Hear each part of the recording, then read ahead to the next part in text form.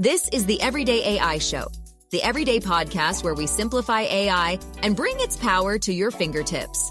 Listen daily for practical advice to boost your career, business, and everyday life. Whether you know it or not, you're going to be using AI agents in your business in 2025. Let me repeat that. In 2025, you will be using AI agents at your company, especially if you live in the US, whether you know it or not. All right, so you might as well get ahead, understand what's going on in the space, and stick around for the next 20-ish minutes, and you're going to see live. And hey, if you're following along on the live stream, you can even go ahead and use an AI agent. So we're going to be talking today about how Claude's agent works. It's computer use. And like I said, give me about 20 minutes and we'll go ahead and do it together live. All right, I'm excited for this. If you're new here, thanks for tuning in. My name is Jordan Wilson, and welcome to Everyday AI. We're a daily live stream podcast and free daily newsletter helping everyday people leverage generative AI and how you can actually use it to grow your company and your career. So maybe you're listening on the podcast. Thank you for tuning in. Please, if you haven't already, go to youreverydayai.com and sign up for the free daily newsletter. For our live stream audience, thank you for tuning in as well. Technically debuting this live, but it is pre-recorded. So if you want the daily AI news, don't worry. It's going to be in the newsletter today. Also, if you are listening on the podcast, this is going to be a little bit of a more visual episode. So you might want to listen to this if you normally listen in your car, at the gym, walking your dog, whatever it is. Thank you, number one. But this might be one where, hey, go check out today's newsletter and go watch this if you do want to kind of learn along, because I'm going to break down how to use this new computer use tool from Anthropic, Claude. I know some people, were asking for this when we did cover this news last week. So, hey, if you asked for it, we're going to do it. All right. So without further ado, let's get straight into it. So last week, Anthropic Claude announced a couple of things. They announced a 3.5 Sonnet update. So it's kind of weird. They already had a 3.5 Sonnet. I kind of just call it 3.6, or maybe we refer to the old Sonnet as 3.4. But anyways, they released an update to Claude 3.5 Sonnet, which is out. And then they announced 3.5 Haiku, which should be out any day. No word yet on what their big model Opus, which is still on version 3, if that's going to get any love or any updates, we will see. But probably from Anthropic's announcement, what got everyone talking, including us here on the Everyday AI Show, was its new computer use tool. All right. And if you do want more on this, today's is going to be a little bit more of a demo, right? So if you want more on what was announced and what our takes on it, were, make sure to go check out episode 386. It'll be in your show notes as well. All right. So here's what this new computer use is. Well, according to Anthropic, they said it is a new capability in public beta. So it is available now. It's called computer use, and you are going to use your API key. Don't worry. You don't need to be a developer, even though it says developers can direct Claude to use computers the way people do. Anyone can, right? Everyday AI, it's for everyday non-technical people. So I'm going to give you the walkthrough. Don't worry. One thing that Anthropic cautions, and I couldn't agree more, they're saying it is still experimental, at times cumbersome and error prone. The thing that is most cumbersome is you can barely use it. Yes. If anyone at Anthropic is listening, and I always love it, I had some people from OpenAI reach out to me recently, said everyone here is listening to the show. Thanks. But hey, Anthropic, you should listen to, because, one thing I always do here is I literally have trained thousands of business leaders in the US on different AI tools, and Claude is very difficult. It's the limits, the usage rates, even in the API, are so limited unless you are on a higher tier. So Anthropic really needs to get their program together, if I'm being honest. Otherwise, they are going to get smoked by everyone else, because it is so hard to even use their tool and experiment and to see if it's going to work for your business. All right. Anyways, let's just jump a little bit into the landscape. So not only do we have the computer use tool from Anthropic, but we just got news that Google is reportedly developing its own version of this, of its computer using agent.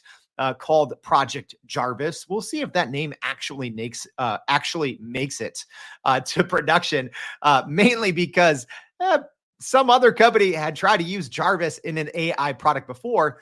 We've actually been using it now for, I don't know, 3.5, 4 years since it came out, and they had to change their name to Jasper. So we'll see if Google can actually, come out with this Project Jarvis, but they're not the only ones with a computer use tool. It's been rumored now for probably 10 months that OpenAI is working on agents. We saw Microsoft should be out literally any day with its new Copilot Studio agentic AI, as well as Salesforce with its Agent Force. So that's why I said at the beginning of the show, you're going to be using AI agents whether you want to or not. Like I said, it's coming to Microsoft Windows, all right, inside Copilot Studio. It's coming if you are a company that uses Salesforce, which is the most dominant CRM player around. You're probably going to be using Agent Force in 2025, all right? So currently it's available. So one thing about Anthropic, even though I don't think it's that good, I don't think computer use is that good. It is extremely limited. It is hard to try out, but hey, they shipped it. So hats off to Anthropic. They shipped, right? They didn't launch a blog post and waitlist, which sometimes Google and OpenAI kind of do, Microsoft a little bit as well. So they shipped it. Maybe too early, but I guess it's better than not shipping. But right now, you can only use it via an API. So if you're using Anthropic's API, or you can access it inside of Amazon Bedrock or Google Cloud's Vertex AI platform. So yeah, this isn't something where you log on to Claude AI or download a desktop application from Claude, and it's not how it works. So we're going to do it live, and you have to actually download a separate program. If you actually want to take the simplest route, and this is what Anthropic recommends. All right, a couple of things. Let's first go over some terminology, because when I'm doing this live, I'm probably not going to be giving you definitions. So I said, all right, especially if you're listening on the podcast, let me break all of these definitions down that I'm going to be talking about. So first of all, Anthropic's API. All right.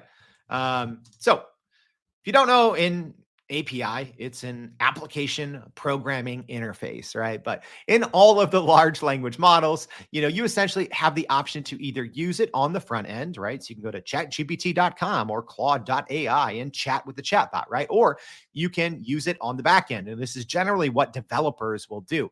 All right. When, if you're fine tuning a model, bringing, your company's data in with RAG, if you're building third-party applications, for the most part, you're using either OpenAI's API, Claude's API, Google Gemini's API, etc. So all these programs, you can go get an API key and build an application. So that's kind of what we're going to be doing here. So the only thing you need to know about this is you can still use Claude's free plan. So even if you're not on their paid, I forget if it's $20 or $30. I think it's $20 a month. So even if you're not on their paid plan, you can still use their API, but it is a pay as you go. So you will pay for actual usage. All right. So the other thing, when we're talking about API keys, I'm going to show you mine on the screen, and then when I'm done, I'm going to delete it, right? So you always want to keep your API key kind of secret, because if anyone gets it, they can essentially use it in their programs and run up a bill on you until you notice it. All right. So it's when you are doing this, you do need to have a credit card inside of the Claude API, and you need to preload some money in there if you want to do this and follow along. Don't worry, I'm probably going to blab on for another 3 minutes before we do this live. So if you want to, go ahead, do it now, and you can log into the back end of the Claude system, which I'm gonna go ahead and announce that it's council.anthropic.com. All right, and here's the bad part. It is so limited. All right, so I would say most people, you're going to be on tier 1. So essentially, Claude gives you a tier depending on how much you use their product. And I'd say even people that I know in the AI space, even they're all on tier 1. So unless your company has already been using Anthropic's API for a very long time, or if you're an individual, you're probably going to have to start on tier 1, which is extremely limited. You can barely do anything in this computer use unless you're on a higher tier. All right. So that's terminology number one, is using your Anthropic API key. Terminology number two, GitHub in a GitHub repo. All right. So GitHub is essentially a website where developers, but even everyday people, can go ahead and store and share the code that they write in projects that they work on. Then other people can go kind of download them and fork them or edit and add to them. So a GitHub repository or a repo is kind of like a folder with a bunch of code in it, and it holds all of the files and information related to a specific project. And the reason why this is important, and we're going to be doing this all live as well, Anthropic released computer use in a GitHub repo, so everyone can go on there and they can kind of build off it. But that's how you use it. So, like I said, you don't access this via a website, right? You don't go to Claude.ai. You have to actually grab the information from Anthropic's GitHub repo. All right. So again, think of that as a place where if you don't already know, where everyone kind of stores their code and you can go download it. People can modify it, not there, but they can create versions of it, right? So think of it like templates, right? So people put their code up there. You can go look at the code, improve it. If you don't know GitHub, it's a great place. And then last but not least, Docker. All right. So Docker is a program. It's one of the ways that Anthropic recommends that you use the computer use program. So Docker is essentially a tool that helps developers package their applications and everything they need to run them into a small portable container that can work anywhere. So kind of the way I like to describe Docker is it's a closed environment where you can essentially run programs. So it's kind of similar to terminal, right? If you use terminal on Mac, it kind of has its own terminal. It just helps you run everything in a contained way. And it can work from anywhere that you download it. All right. So enough chit chat, y'all. Let's do this live. I said we would try to do this in 20-ish minutes. Let's see if that actually works. All right. So this is going to be a fun one here, y'all. So let's go ahead. I'm going to share my screen. Let's see if we can get this. Going. All right. So now, if you're listening on the podcast, I'm going to try to do my best to walk you through exactly what I just told you. So first, we are now on Anthropic's GitHub repo. Okay. So essentially, like I said, there's a lot of different files in here, and there's different ways.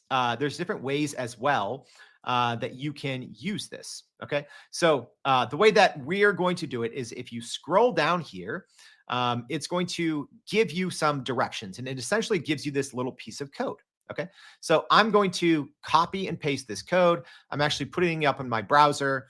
So it's all going to be flat. And then I'm going to, let me share that tab. There we go. All right. So now I have it pasted in here. Okay. I have a Word doc. So all I did is I went on Anthropic's GitHub repo. I went down here. It gives you the code essentially that you need to run. Again, I'm simplifying this. And so what we're going to do next is there is a placeholder where you're going to need to enter your own API key. Okay. And then we're going to combine those two things, and then we're going to put them in Docker and run it. Okay.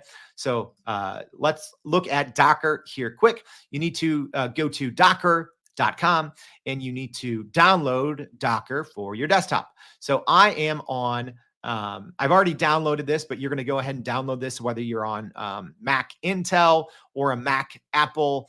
So I'm on a Mac Apple chip. I think my computer has like a M1 or M2. So you essentially need to download it for your operating system as well as what chip architecture you run on, right? So whether you're on Intel or an M chip for Mac, and then on Windows, whether you're on an AMD or an ARM chip, and then Linux. All right. So you're going to download Docker and then install it. All right. I already did that step. I think everyone out there, if you're listening to this podcast, you've gone to a website before, you've downloaded a program and installed it. So very simple. All right. Step one, where we copied and pasted that code from Anthropic. All right. Step two is we've downloaded the Docker desktop and installed it and opened it as well. All right. So now let's see.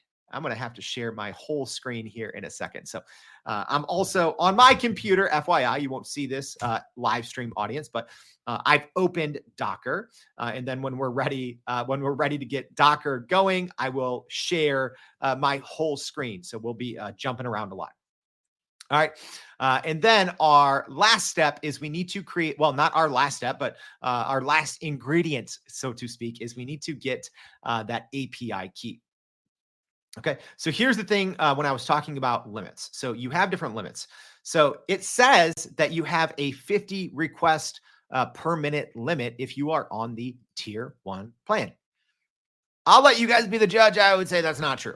All right, because it's very hard to run any commands, even though I am on a tier 1 plan, and it says for this new Claude Sonnet 3.5, the 1022 version. Yes, I wish they just called it 3.6, so we didn't have to call it Claude 3.5 1022. But it does say you get a 50 requests per minute. I don't think that's actually the case, or who knows? Maybe it just takes so many tokens because you're technically using computer vision every step of the way. So that is actually probably how many requests. But to do this simplest thing, you'll see we're going to time out a lot.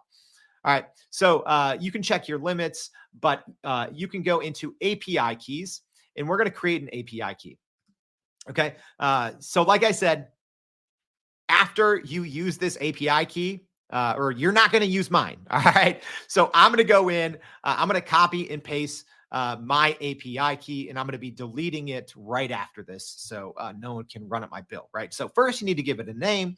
So I'm going to call it, I'm just going to call it test-computer-use. Okay. Then you need to select a workspace. I'm going to put it in my default workspace, and I'm going to click add. All right. And then from there, I have a API key. All right. So I'm going to go ahead and copy that API key, and then I am going back to this document. Okay. So now here's what I'm doing. I know there's probably on my screen a lot of things going on. I always like to do this just to make it a little simpler. All right. So in my original API key, there is essentially a placeholder. Okay, where it says API key equals, and then it says, $, Anthropic _API _key. Okay, so I'm copying now my API key that I just used, and I am going to place my cursor, and I'm going to start with the $. So it says API key equals $, and I'm going to highlight through key. All right. Just the Y in key, not an extra space, or else you're going to run into some issues. And then all I'm going to do while that's highlighted is paste my key in. All right. And then from there, it should hopefully be pretty simple, right? I did one test on this before. Sometimes it's a little buggy. So now all I'm going to do is I'm going to copy this. All right. So essentially now I have this command that I'm going to put into Docker that I got from Anthropic's quick start guide on their GitHub repo. I got my API key. I copy and pasted it, and then I pasted my API key into this Docker command that we're going to then go ahead and put into the Docker program. All right. So I hope that makes sense. So now we're going to get a little wild here, because now I'm going to share my whole screen, and hopefully this won't be too wild. All right, let's go ahead and share my whole entire screen here. All right, let me close some other programs so we're not too distracted here. All right, we should be good. I'm going to share my whole screen, and let's get into it. All right, so this is the Docker desktop program. So like I said, you download this, you install it, you launch it. All right. Now, it's kind of hidden. Remember how I said this is kind of like the terminal program? So you're going to want to click the terminal at the bottom, and it says a terminal directly within Docker desktop. All right. So from there, you might, the first time you run it, when you click that little terminal, you will probably get a button the first time. I believe it says like enable terminal or something like that. So I can't replicate that, but there will be one little button there that essentially says, enable terminal. All right. So now I have essentially what looks like a normal terminal. All right. And I'm going to zoom this up a little bit so hopefully everyone can see it. All right. So I have a normal terminal here. Now, all I don't have to do anything else. Remember, I copied that combination. So of the from the GitHub repo and the API key where I inserted mine, and I'm going to paste it, and I'm going to hit enter. And it should take just a minute to run. All right. And so you'll see it says starting. So it's essentially at the bottom of my screen. I can see it's kind of running through. I might actually run into an error here. Again, it's very, very buggy. Okay. So it looks like it worked. So yeah, sometimes if it doesn't work, just try it again. But what you're looking for, you might run this and be like, okay, well, what happened? Okay, well, there's just a little link at the bottom. It essentially says open, and then it gives you a local host. All right. And all that is, think of it as this way. It is essentially a local version of a website that is technically running through something else. All right. So in this case, we are technically running a local website through all this code that we just put into Docker. All right. So now I'm going to click this. It's probably going to open in a separate window, and I'm going to have to drag it onto my screen. Don't worry. All right. So let me go ahead and click that. It did open into a different window. Now I'm dragging it over. All right. There we go. So it is working. All right. Now let me explain what we actually have here. So we are on this local host, and it says Claude Use Computer Use Demo. It says security alert, never provide access to sensitive accounts or data, as malicious web content can hijack Claude's behavior. All right, and then you can do chat, or you can look at the exchange logs. All we're going to do is we're just going to chat. All right, I'm going to move this a little bit so we're not blocking the screen. And so hopefully we can see as much as possible. All right, so essentially on the left side, we're going to be talking to this Claude Computer Use. And then on the right side, there is a virtual desktop. All right, this looks straight out of 1990, maybe 1995 if we're being nice. So for our podcast audience, it's a split screen.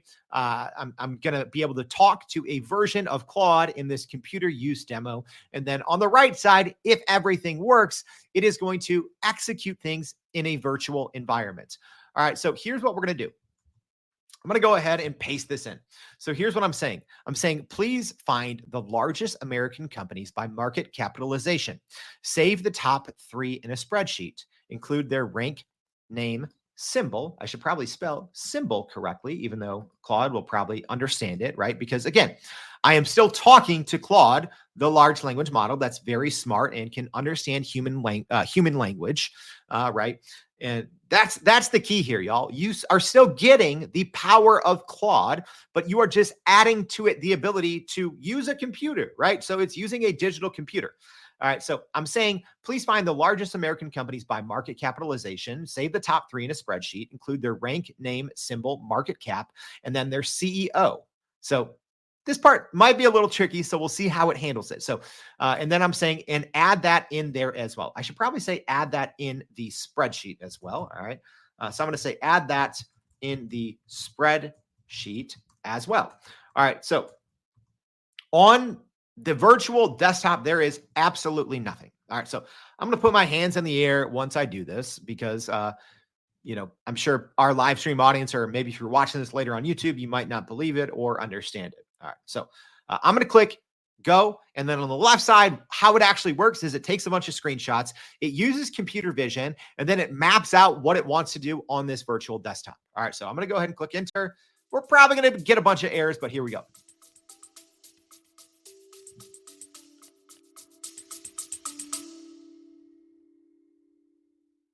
Are you still running in circles trying to figure out how to actually grow your business with AI? Maybe your company has been tinkering with large language models for a year or more, but can't really get traction to find ROI on Gen AI. Hey, this is Jordan Wilson, host of this very podcast. Companies like Adobe, Microsoft, and NVIDIA have partnered with us because they trust our expertise in educating the masses around generative AI to get ahead. And some of the most innovative companies in the country hire us to help with their AI strategy and to train hundreds of their employees on how to use Gen AI. So whether you're looking for ChatGPT training for thousands or just need help building your front-end AI strategy, you can partner with us too. just like some of the biggest companies in the world do. Go to youreverydayai.com/partner to get in contact with our team, or you can just click on the partner section of our website. We'll help you stop running in those AI circles and help get your team ahead and build a straight path to ROI on Gen AI.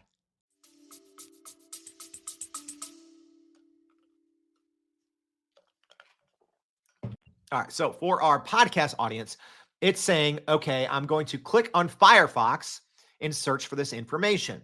So it brought up Firefox, and now let's see. So on the left side, I'm seeing each and every time it's screenshotting something. So now it's searching, and it says largest companies by market cap 2024. So it brought up a Google search result. So we're going to see if it's going to try to grab this information because it kind of brought in an AI overview. So I don't know if it's going to go in there or go to a website. So it looks like it's not even going to go into a website. Doesn't look like it. All right. So let's see. It's still running. All right. So interesting. So now I got a new error that I haven't seen before. It said warning. All right. So now I'm just scrolling up to see, but it's still doing everything by itself. It said warning, failed to launch Java LDX. Java may not function correctly. All right. So, but it looks like if you see at the top here, it's still running and it's doing some things to counteract this. All right. So I can still move my mouse, but I'm not taking over anything on the screen. So it's already typing, right? So it says rank, company name, symbol, market cap, CEO. Okay. So again, podcast audience, my hands are folded on screen. And now Claude is doing all of these things in the computer use tool. All right, so I'm going to scroll down here because I'm guessing we're going to run into an error pretty quickly. All right, so again, when it Googled these things, it didn't even click into a website. It grabbed information from the AI overview, right? So, sometimes you put in some information and you don't even have to go to a website. So Claude didn't even need to click on the website, visit it. It essentially retained this information. I'm actually going to scroll up here. I want to see how it recorded it. Okay. So it looks like right here, it did just scrape all of this information. I'm not sure if that's where it was. Yeah. So it looks like it did not even go into the information, and it grabbed the top 3 US companies by market cap. All right. And you'll see, I'm pretty sure, let's see. Oh, okay. I didn't run into an error yet. It's still just a little slow. I would have assumed that I would have already hit a token limit here because let's see how many screenshots it did. 1, 2, 3, 4, 5, 6, 7, 8, 9, 10, 11, 12, 13. Yeah, so it already did way more screenshots than it did previously in my other testing. And it looks like it just stopped for whatever reason. Again, Anthropic said this is very buggy. As you can see, it's buggy. All right, so now it's going again. So let's see. It said, all right, here's why. Because that original information did not have the CEO. All it had was the company name, the symbol, their rank, and their market cap. All right, so this is funny. It kind of failed here. So it said, let me search for Apple's CEO in Firefox. All right, it didn't bring it up on my screen. All right, and then it said, let's see.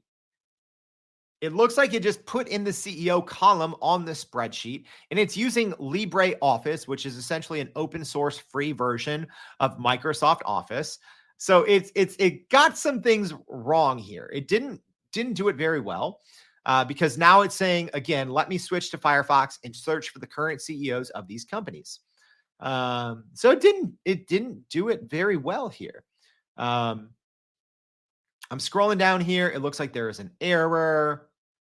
All right, so now I finally hit the rate limit. So let's look at the spreadsheet here. So there is something when you run this. There's a toggle screen button in the upper right hand corner. So it says toggle screen control off. So I can click it, and now it is on. So now I can actually go into the actual spreadsheet, right? So I'm clicking on an empty cell, and you'll see I can type in here if I want. I just type the word type. So it looks like this failed because instead of actually finding this information, it just typed in who is Apple CEO 2024 instead of typing that in to Firefox, it actually just typed that into the spreadsheet. So it ran into an error there and did not complete this. All right, and then you'll see it says essentially retry after a minute and 27 seconds. All right, so in theory, I'm talking right now because I'm biding my time. Sometimes you don't even have to wait that long. I'm going to try it again, and I'm just going to say I'm going to toggle the screen control off. Actually, I need to toggle it back on and get off that that cell I was on, and I'm going to say please. I'm just going to say please continue. So I'm not going to guide it. Please continue. All right, we'll give it a second. A lot of times it takes a second for your message to show up. So now it's saying running agent. All right, so let's see if it can pick up and see where it went wrong. Those little sounds you may not hear, that happens essentially each message. I might just have to mute this so it doesn't bug me. There we go.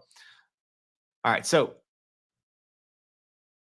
not doing the best here. So again, we're just running into some repeated errors. It looks like for whatever reason, it's actually struggling to go back to Firefox, right? So it looks like it's struggling to toggle between the two. At least I'm not seeing anything on the left-hand side. It's showing me all of these screenshots that it's taking, and it's really just every time it updates something in the spreadsheet, it's just taking a photo, right? So didn't do a good job here. I'm going to go ahead and say it failed this task. All right. So I'm going to toggle screen control on. I'm going to go ahead and exit out of this document here. All right. I'm going to go ahead and kind of clear this. All right. And we're going to give it a minute. We're going to give it one more run here. I'm going to clear the cache. So I'm essentially clearing everything, right? I'm going to go ahead also and reload this host. There we go. All right. So I have a blank screen here. So now all I'm saying is, please go to the website, youreverydayai.com with the HTTPS. You have to include that. And I'm going to say, and find the latest episodes. Instead of saying create a spreadsheet, because I just did that and it was struggling. So I'm going to say create a Word doc and write basic info for the last 5 episodes in the doc. Include the episode number, title, and a description. And I'm going to say to do this for 3 because 5 we're probably going to write into a bunch of errors. And I'm going to give a command that you would maybe give a large language model. And I'm going to say, please write a witty intro that will catch people's eyes. All right, so this is the last demo that we're going to do. So now I'm clicking this. Again, we're starting from a blank doc here. If everything works right, Computer Use is going to click on Firefox. There we go. Presumably now it's going to go to youreverydayai.com. In each step, it's sending a screenshot, right? So it knows what to do, and then it gives it the coordinates. All right, it looks like it's having a problem rendering something on our website. It made an emoji like size 1 trillion, but that shouldn't keep it from using this. So let's see. So it ran into an issue. It said it couldn't open a directory file. Finally, it got it. All right. So I didn't see it go to the episodes page. Let's see. It looks like it only went to the home page. So let's see if it realizes that. So now it says, let me scroll through the episode page to gather the information about the latest episodes. All right. But again, for whatever reason, when I did a demo of this earlier, right? Live demos are the worst. It did fine kind of toggling between spreadsheets and Word documents and Firefox. For whatever reason, this time around, it looks like it is struggling, right? So it is still, it's still running here at the top. So I just have to give it a second. Hey, live stream audience, I know this one is going on a little bit, but let me know. Are you gonna try this? Are you gonna use it? Or have you seen enough, right? And you're like, this doesn't really look that good. It looks buggy. But I will tell you this. I know that the Anthropic team can ship, right? Really quickly. So, all right, now let's see what it's doing. So now it is back into the document here. It wrote some quick recaps. I'm going to see it here in a second. It looks like it went to the save dialog. So it's going to save this. It saved it as everyday AI episodes. Technically, it kept the untitled information in there. Let's see if this is finishing it. Let's see. Okay, so it didn't tell me that it finished yet, but it did what I asked it to, right? It didn't format it great, but it says, let's see. It says your everyday AI serves up the freshest, most digestible AI insights that'll make you sound like a tech guru at your next coffee break, right? So this is all content that Claude wrote. This isn't from our website. So it went to our website, looked at the homepage, looked at the episode page. So then it wrote a quick recap for the 3. So it says episode 3, and I did tell it, I think I said, hey, be witty. Let's see. What did I say? What did I say to the large language model? I said, please write a witty intro that will catch people's eyes. All right. So it said episode 388, the duality of AI productivity, the fascinating exploration of how AI can both enhance and challenge our traditional notions of productivity. Discover the sweet spot between AI assistance and human creativity.